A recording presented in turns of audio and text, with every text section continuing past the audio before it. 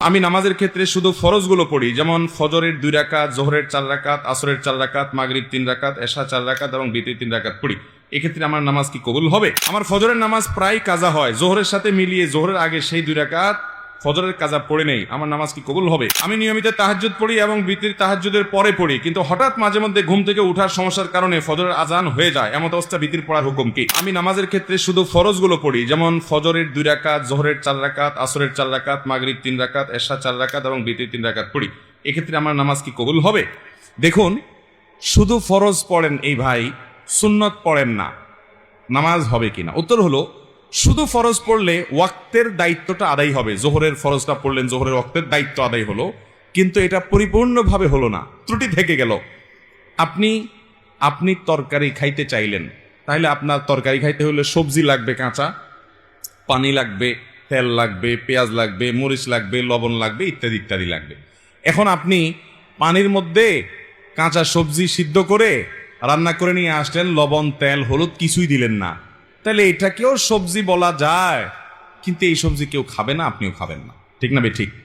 5 ওয়াক্ত ফরজ নামাজ এটা পূর্ণতা পাওয়ার জন্য এর আগে পরে যে সুন্নত নামাজগুলো আছে সেগুলো হলো এরকম। এগুলো ছাড়া ওই নামাজটা হয়ে যাবে, ফরজ আদায় হয়ে যাবে, ওয়াক্তের ফরজ আদায় হয়ে যাবে আলহামদুলিল্লাহ, মাগার আপনার নামাজটা পরিপূর্ণ হলো না। মনে রাখবেন, সুন্নত নামাজগুলো কেন, এই যে 5 ওয়াক্ত নামাজের ফজরের আগে 2 রাকাত সুন্নত আছে, জোহরের আগে 4 রাকাত, পরে 2 রাকাত আছে, মাগরিবের পরে 2 রাকাত আছে, এশার পরে 2 রাকাত আছে, এই যে সুন্নত নামাজগুলো আছে এগুলো কেন জানেন?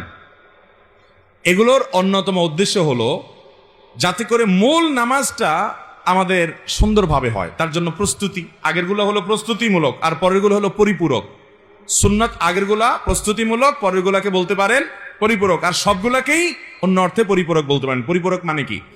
ধরুন আপনি কোনো একটা সরকারি অফিসে খুব গুরুত্বপূর্ণ একটা কাজে যাচ্ছেন, এনআইডি কার্ডের ফটোকপি লাগবে, জন্ম নিবন্ধনের ফটোকপি লাগবে, খুব জরুরি একটা কাজ, আপনার বিদেশ যাওয়ার মতো ব্যাপার, ভিসার মতো ব্যাপার। আপনি ফটোকপি নিয়ে যখন যাবেন, ফটোকপি সাধারণত এনআইডি কার্ডের ফটোকপি যদি একটা লাগে, আপনি কয়টা নিয়ে যাবেন?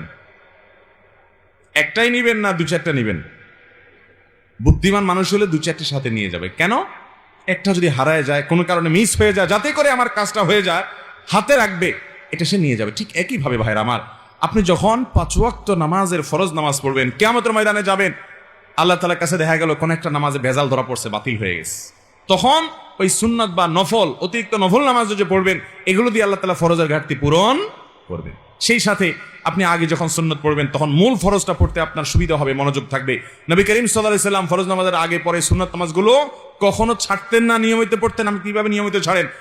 একবার জোহরের আগে 4 রাকাত ছুটে গেছে, তিনি পড়তে পারেন নাই, মেহমান আসার কারণে, এগুলো পরে তিনি পড়ে দিয়েছেন, এরকম গুরুত্ব দিতেন। হ্যাঁ, আপনার কখনো কোনো কারণে এমন পরিবেশ হয়ে গেছে, সুন্নত পড়ার কোনো সুযোগই পাইলেন না আপনি, অসুবিধা নাই, মাঝে মধ্যে হঠাৎ কালে ভদ্রে বাদ গেছে, অসুবিধা নেই, কিন্তু নিয়মিত এরকম করলে সেটা আপনার মূল সালাতের যে প্রোফাইল আল্লাহর কাছে থাকবে, সে ফাইলটা কিছুটা হলেও ত্রুটিপূর্ণ থাকবে। এটা সুন্নত, সাধারণ সুন্নত, সুন্নতে মুআক্কাদা। আমার ফজরের নামাজ প্রায় কাজা হয়, জোহরের সাথে মিলিয়ে জোহরের আগে সেই 2 রাকাত ফজরের কাজা পড়ে নেই, আমার নামাজ কি কবুল হবে? এই পাবলিক অনেকেই আছে, ফজরের নামাজ জামাতের সাথে মসজিদে গিয়ে আদায় করার মতো মুসল্লি, মুসলমানের সংখ্যা সমাজে অনেক না বেশি? সবচেয়ে কম মুসল্লি হয় কোন নামাজে? কারণ ইবলিস জানে এই নামাজটায় হাজির হলে অনেক বেশি ফজিলত পেয়ে যাবে, জোহরের নামাজের চাইতে এই নামাজে হাজির হওয়ার গুরুত্ব বেশি, মাগরিবে এশায় হাজির হওয়ার চাইতে ফজরে হাজির হওয়ার গুরুত্ব বেশি। এটা মাসআলা আপনি না জানলে কি হয়েছে, আপনার সাথে থাকা ইবলিস জানে, এই জন্য ইবলিসে ভোর রাতে আপনার ঠ্যাং টিপা শুরু করে। দেখবেন রাত 12টা 1টা 2টা পর্যন্ত ঘুম আসে না, ফেসবুক টিপতেছেন, ইউটিউব টিপতেছেন, মোবাইলে মোনাজাত ধরতেছেন, শয়তানের জিকির আজকার করতেছেন, এগুলো করতে করতে 12টা 1টা পর্যন্ত আপনার ঘুম আসে না। ঠিকই দেখবেন ফজর আজান আগ দিয়া দেখবেন এমন ঘুম আসে, অ্যালার্ম দিয়ে রাখলেও আর উঠতে মনে চায় না, ঠিক না ঠিক? শয়তান তখন কি বলে? নবী করিম সাল্লাল্লাহু আলাইহি সাল্লাম হাদিসে বলেছেন, শয়তান বলে ফজরের আজান হয়ে গেছে, অ্যালার্ম বাজছে, দেখতেছেন ঠান্ডা মাথায়, শয়তান বলে আরে রাত এখন অনেক বাকি, অ্যালার্ম দিছে, মোবাইলের গলা টিপে ধরে অ্যালার্ম কেটে দিয়ে আবার ঘুম। আছে না নাই? ফজর পড়তে পারে না। ভাইরা আমার, ফজরের গুরুত্ব অনেক বেশি। তো যেই মানুষ ফজরের নামাজ নিয়মিত জোহরের সাথে পড়ে, অনেকে আছে দেখবেন প্রবাসী অনেক ভাই আছে 7টা 8টা 9টার দিকে ওইটা ফজর পড়ে, নিয়মিত যদি এরকম হয় তাহলে তার এ নামাজ হবে? ভাইরা আমার, একবার হঠাৎ 2 মাস 4 মাস পরে 6 মাস পরে জীবনে হঠাৎ একবার হয়েছে, হ্যাঁ ফজর নামাজ আপনি উঠতে পারেন নাই, মোবাইলে অ্যালার্ম বাজছে তাও হুঁশ নাই, এটা গ্রহণযোগ্য। নবী সাল্লাল্লাহু আলাইহি সাল্লামের জীবনে একবার ফজর কাজা হয়েছে। কয়বার কাজা হয়েছে? একবার। তা আপনার জীবনে 2-4-10 বার এভাবে হতে পারে, কিন্তু প্রতিদিন হওয়া এটা কোনো অবস্থাতে গ্রহণযোগ্য হতে পারে।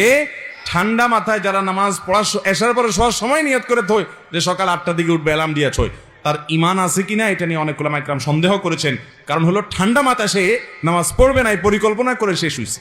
আল্লাহ তাআলা আমাদেরকে ফজর নামাজ গুরুত্ব বোঝার তৌফিক দান করুন। আমি নিয়মিত তাহাজ্জুদ পড়ি এবং বিতির তাহাজ্জুদের পরে পড়ি, কিন্তু হঠাৎ মাঝে মধ্যে ঘুম থেকে ওঠার সমস্যার কারণে ফজরের আজান হয়ে যায়। এমন অবস্থা বিতির পড়ার হুকুম কি? যদি আপনি ভোর রাতে উঠার ব্যাপারে প্রবল সম্ভাবনা না থাকে তাহলে বিতির আপনি রাখবেন না, বিতির আগে পড়ে ফেলবেন। হ্যাঁ, আপনি নিয়মিত তাহাজ্জুদ পড়েন, আল্লাহ তৌফিক দেয়, তাহলে আপনি বিতির পড়েন। হঠাৎ একদিন ছুটে গেছে, ফজরের আজান হয়ে গেছে, তাহলে তারপরেও বিতির পড়লে আদায় হয়ে যাবে। এক লোক টাকা ধার নেওয়ার পরে টাকা থাকা সত্ত্বেও দিত না, ঘুরাতো। হঠাৎ শুনছি লোকটা মারা গেছে, তখন এসে তার ছেলে মেয়ের কাছে দিয়েছে। এখন তাতে কি তার ঋণ পরিশোধ হবে কিনা? দেখুন, ধার নেওয়ার পরে কেউ যদি টাকা ঘোরাঘুরি করে, দেয় না, যে সেই লোকটা মারা যাওয়ার পরে তার ছেলে মেয়েরা এসে যদি পাওনাদারের টাকা দেয়, তাহলে সেটা খুবই প্রশংসনীয় কাজ। শুধু দেয় না, বরং দেওয়া কর্তব্য। একটু ভালো করে শুনে রাখেন, অনেক মানুষ আছে মারা যাওয়ার পর পাওনাদার বের হয়ে আসে, আপনার বাবা মারা গেছেন, আল্লাহর বান্দার কিছু দেনা আছে, এগুলো রেখে মারা গেছে। ইসলামের নির্দেশ হলো তার মৃত্যুর পর তার দাফন কাফনের জন্য যে টাকা খরচ হবে সেগুলো তার টাকাতেই খরচ করবেন। এরপর তিনি যদি কোনো দেনা রেখে যেয়ে থাকেন, ভাগ বন্টন পরে আগে তার সব দেনা শোধ করতে হবে তার টাকা দিয়ে, তার জমি জমা বিক্রি করে। এরপরে যদি কিছু থাকে সেটা দিয়ে তার ওসিয়ত থাকলে সে ওসিয়ত 1/3 মধ্যে পূরণ হবে। 1/3 মানে তার টোটাল সম্পদের দাম 10 লাখ, তাহলে তার ওসিয়ত যত বেশি হোক না কেন 3 লাখ পর্যন্ত পূরণ হবে, এর বেশি না। বাকি যেগুলো থাকবে সেগুলো ওয়ারিসরা ভাগ করে পাবে। আর যদি কারোর কোনো ওসিয়ত না করে যায় যে অমুক জায়গায় দিও, মসজিদে দিও, মাদ্রাসা দিও, অমুকরে দিও, এরকম কোনো ওসিয়ত না থাকে, তাহলে তো সেটা বাদ। কিন্তু দেনা থাকলে আগে দেনা দিতে হবে, তারপরে সন্তানরা ভাগযোগ করে সম্পদ নেবে। আমার দেশে দেখা যায় দেনা দেয়া তো পরের কথা, আজকাল তো প্রায় সময় পত্রিকা দেখা যায় বাবার লাশ পড়ে আছে আর সন্তানরা জমি জমা নিয়ে কাড়াকাড়ি করতে করতে ব্যস্ত, বেচারাকে দাফন পর্যন্ত করছে না। ঠিক কিনা বেঠিক? এই অমানুষ সন্তান আসমান থেকে হঠাৎ নাজিল হয় না অমানুষ হয়ে, এই বাপমাই অমানুষকে অমানুষ বানাইছে। ঠিক কিনা বলেন? এর পরিণাম, এর পরিণতি এই আল্লাহর বান্দা নিজেই ভোগ করছে নির্লজ্জের মতো। প্রায় সময় কয়দিন পরপরই দেখি পত্রিকাতে যে বাবার লাশ পড়ে আছে গ্যারেজে, বাড়ির সামনে, ওইটা দাফন করার মতো মানুষ নাই, গন্ধ ছুটে গেছে, ছেলে মেয়েরা কামড়াকামড়ি মারামারিতে লিপ্ত, জমি জমা দখল নিয়ে। এই জন্য বাবারা সন্তানরে মানুষ বানায় যান, মুসলমান বানায় যান, দুনিয়ার জীবনটা জীবন্ত জান্নাত হবে। আর না হলে আপনার এই কাজের প্রায়শ্চিত্ত আপনাকে ভোগ করতে হবে। শুধু ওকে দুনিয়া শিখাইলেন, আখেরাত শিখান নাই, আপনি আফসোস করে কুল পাবেন না। পৃথিবীতে যেখানে মুসলমান আছে, মুসলমানের আধিক্য আছে, সেখানে দেখবেন কোনো বৃদ্ধাশ্রম নেই, বৃদ্ধাশ্রমের দরকার নাই। আর পৃথিবীর উন্নত দেশগুলোতে শিক্ষা আছে, দীক্ষা আছে, জ্ঞান আছে, বিজ্ঞান আছে, প্রযুক্তি আছে, সবকিছু আছে, কিন্তু বৃদ্ধাশ্রম আছে। কারণ মনুষ্যত্ব, মানবতা, মা বাবার প্রতি দায়বদ্ধতা, এটা আল্লাহর প্রতি ঈমান না থাকলে সে মানুষগুলো আসলে সেভাবে বুঝে না। আল্লাহ আমাদের সন্তানগুলোকে মানুষ হতে মানুষ করার তৌফিক দান করুন। তাহলে বাবা মার দেনা থাকলে সেটা সন্তানরা শোধ করবে, পাওনাদার সেটা নিতে পারবে, কোনো অসুবিধা নেই, বরং এটা শোধ করা তাদের কর্তব্য। ঢোলবাঁশি বাজিয়ে কবর দেয়া হচ্ছে, এরকম একটি ভিডিও দেখেছি ইউটিউবে, এ ব্যাপারে বললে ভালো হতো। ঢোলবাঁশি বাজায় আবার কবর, একটা গানই আছে এরকম, আমিও দেখছি ভিডিওটা, কি জানি মরণকালে ঢোলবাঁশি বাজাইও কি ভাই, তরিকার ভাই না দরবারি ভাই? হ্যাঁ, এবং সে গানের একটা কথা খুব আপত্তিকর আছে, সেটা আরো বেশি, সেটা হলো কালেমা কালামও ভাই কোনো কিছুর দরকার নাই, কালিমা কালাম কিছুর দরকার নাই, ঢোলবাঁশি বাজাতে বাজাতে নিয়ে কবরে দিও। আল্লাহ মাফ করুক, এই হারাম কাজ করতে করতে যার দুনিয়া থেকে বিদায় হয়, সে দুনিয়াতে জীবদ্দশা জানতো যে তার যে সমস্ত আশেপাশে সাঙ্গপাঙ্গ আছে তারা ঢোলবাঁশি বিড়াতে তারা নিব কবরে, হাসরে আজাব যখন হবে আল্লাহ জানে, ফেরেশতারাও কি ঢোলবাজি দিয়েই ফিরাবে কিনা আল্লাহ জানে। ভাইরা আমার, নবী সাল্লাল্লাহু আলাইহি ওয়াসাল্লাম বলেছেন বয়সতুলি আকসিরাল মাজামির, এই সমস্ত বাদ্যযন্ত্র এগুলো দুনিয়া থেকে, এগুলো বিদায়ের জন্য আমি আসছি, এগুলো শয়তানের অস্ত্র, এগুলো হারাম। অতএব ইমানদার জীবদ্দশায় যেটা করতে পারেন একটা মানুষের মৃত্যুর পর তাকে বিদায়ের সময় বলে কালিমা কালামই দরকার নাই। কালিমা কালামই যদি দরকার না থাকে সে মুসলমান কিনা সন্দেহ। মুসলমান কিভাবে কালিমা কালামের দরকার নাই, ঢোলবাজি হইলে তা চলবো? আমরা তো কালিমা কালাম পাইছি কোরআন থেকে, হাদিস থেকে। এর ঢোলবাসিটা কে দিল? কে দিছে বলেন? শয়তান দিছে। তো শয়তানের এই জিনিসটা নিয়ে যদি কবরে যায়, মায়ের কি পিঠে পড়বে না নিচে পড়বে? আল্লাহ আমাদেরকে এই সমস্ত পাগলামি ছাগলামি, এই সমস্ত শয়তানি থেকে বেঁচে থাকার তৌফিক দান করুন। কত পাগলামি যে দুনিয়াতে আছে, এসব না দেখলে বোঝার উপায় নাই। আল্লাহ আমাদের সমস্ত ভাইদেরকে হেদায়েত দান করুন।